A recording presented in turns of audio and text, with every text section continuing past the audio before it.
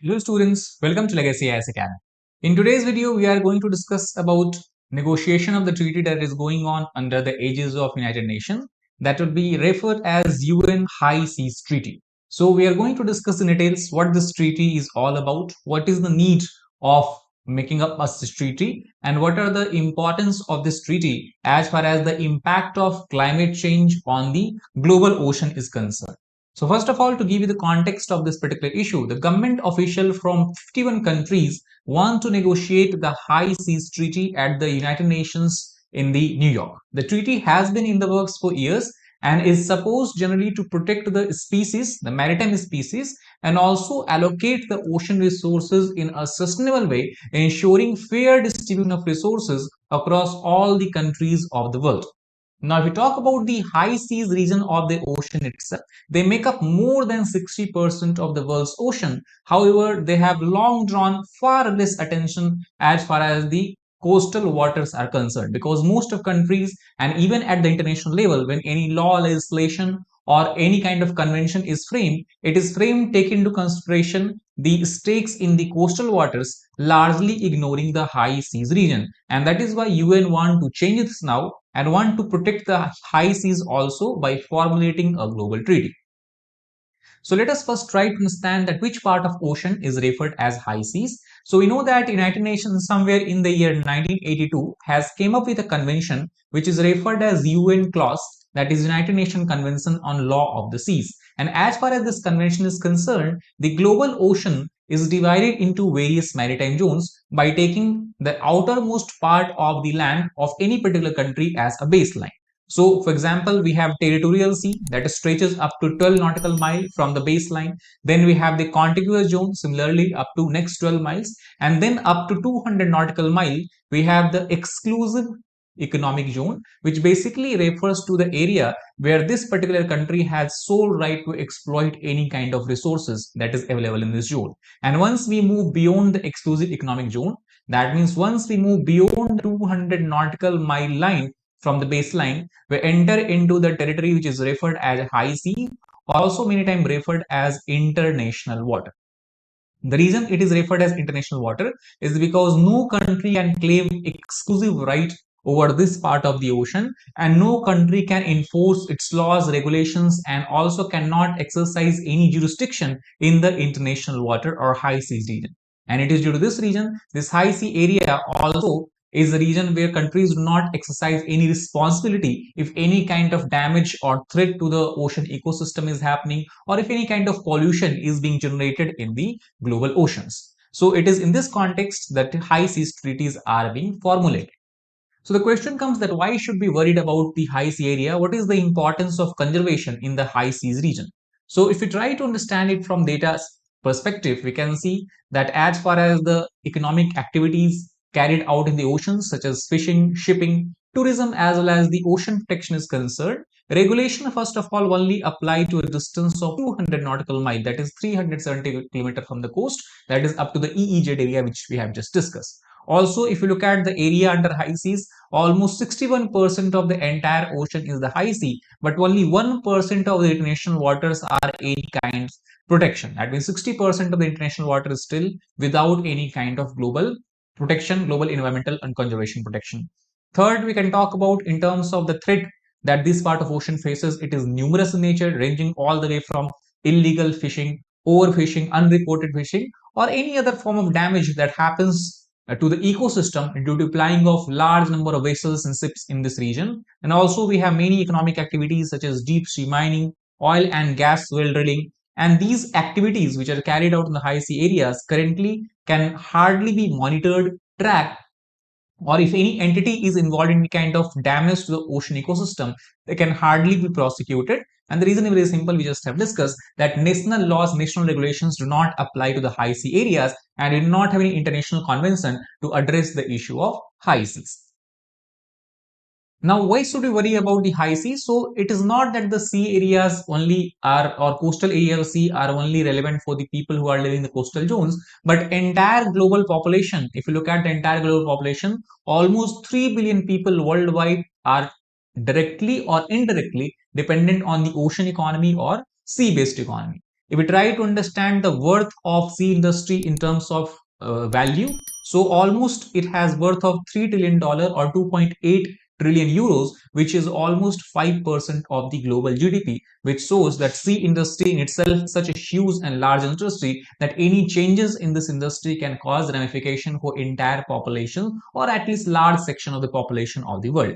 Not only that, oceans are not only relevant from the from providing or from the perspective of providing us with some sort of resources, it also is important because it helps us in generating sustainable wave and tidal energy, which is an example of renewable energy or example of what we can say is green energy.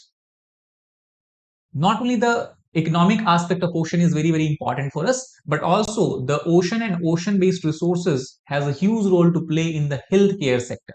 For example, the shallow water sponge by the name of Tectetia crypta, which is found in the Gulf of Mexico region, is used to treat leukemia, which is a very serious form of cancer. Similarly, if you look at the poison of fish eating sea snail Conus magnus, the research is being carried out where the poison can be used to make a very effective painkiller which can be taken by the humans for pain related disease, pain related problems. Not only that, ocean also are the largest source of iodine, which is then put into the common salt for our consumption purposes to help us from preventing iodine related deficiency diseases such as goiter. So there is huge amount or huge number of resources that is directly or indirectly used in the healthcare sector as well for preparation and formulation of several medicine. And already it is believed by the scientists that a huge plethora of mineral resources which or different type of resources, plant-based resources or animal-based resources still have not been unearthed in the world's ocean, and once we start to unearth them, then obviously large number of medical medicines can be actually created from them. So healthcare is very dependent on the ocean. Now, coming to the question that how the current climate change, specifically the phenomena of global warming, is causing severe impact on the ocean. So, first of all, to give you idea, as far as the oxygen of the atmosphere is concerned, almost 50% of the atmospheric oxygen is being contributed by the sea-based organisms. So, any change in the density or the number of sea-based organisms due to threat to the ocean ecosystem will also have ramifications on the oxygen concentration in the atmosphere. Second, oceans also act as a huge reservoir by storing carbon dioxide from the atmosphere.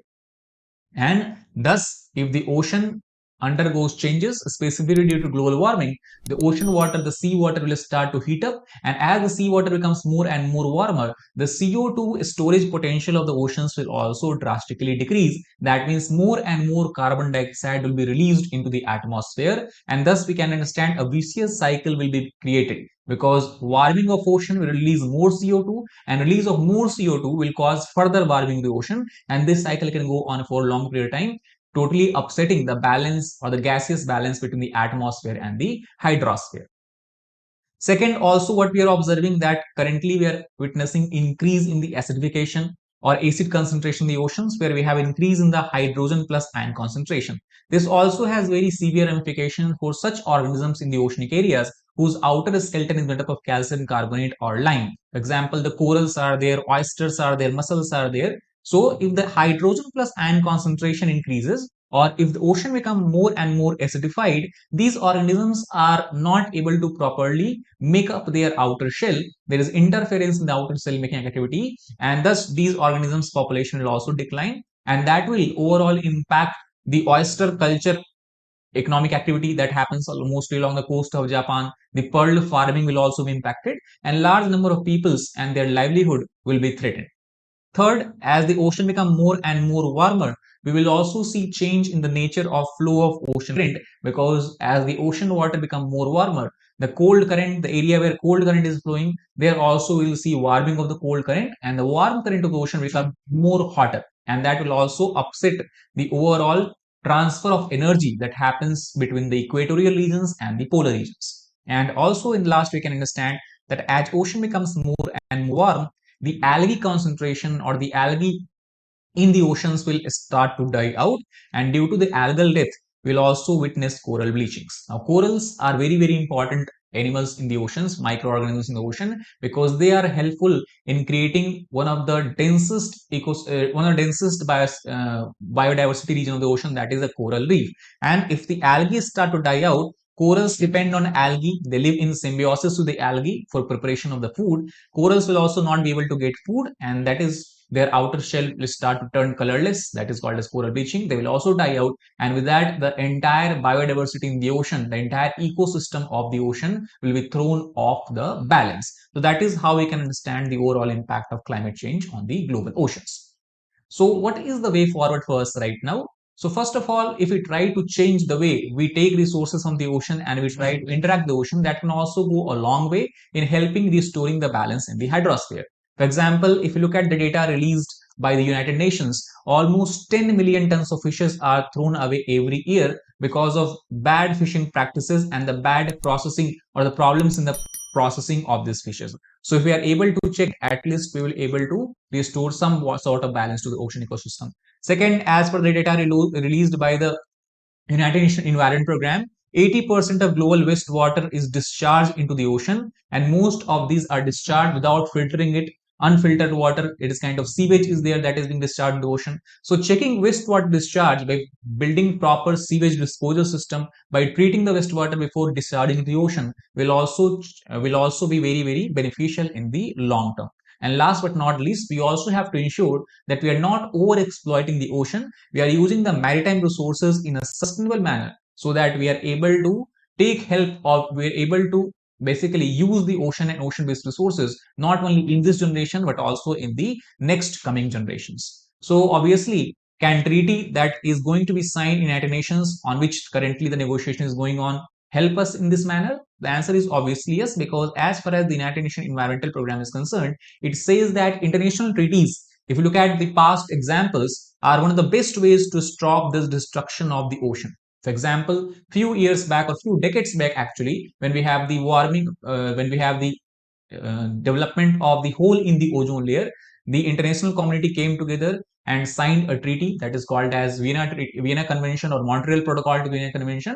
And as a result of that treaty, largely the ozone hole has recovered. So if similar kind of treaty can be signed to protect the ecosystem of the ocean as well, then it will definitely work in the next few decades. However, there is also a limitation of international treaty, and the reason is because once international treaty is signed, once a country accepts the terms and conditions of international treaty, it is the job of their national parliaments to turn them into the laws and legislation. And also now it is the duty of the national government to allocate resources or manpower to ensure that the treaty and the laws are properly executed. So basically what we can say, that international treaty can provide with a rough framework or guideline for the national government for implementation to ensure that smooth application or execution of the spirit of international treaties can be carried out.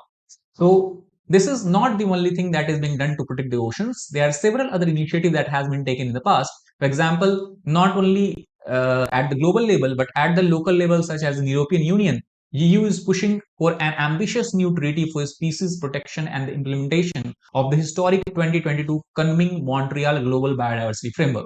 Now, this is very significant biodiversity framework, because if this global biodiversity framework is applied, the historic agreement will put 30% of the globe under protection until year 2030, when the development goal is also going to be fulfilled. We talk about from the perspective of developing countries. So 18 developing and emerging nations are also pushing for the introduction of a mechanism at the global level which will guarantee fair distribution of ocean resources, because many times the ocean resources are being utilized in such a manner that most of it is being taken advantage, most of it is being diverted to the developed countries, which are having lot of which are having lot of, we can say, benefit in terms of the technology, and developing countries are not able to utilize these resources. So this is something that also has to change at the basic level. So I hope you understood the entire concept of the Convention of High Seas in the United Nations. If you like the video, please hit the like button, share it with fellow aspirants, as well as subscribe to our channel for more such content. Thank you very much.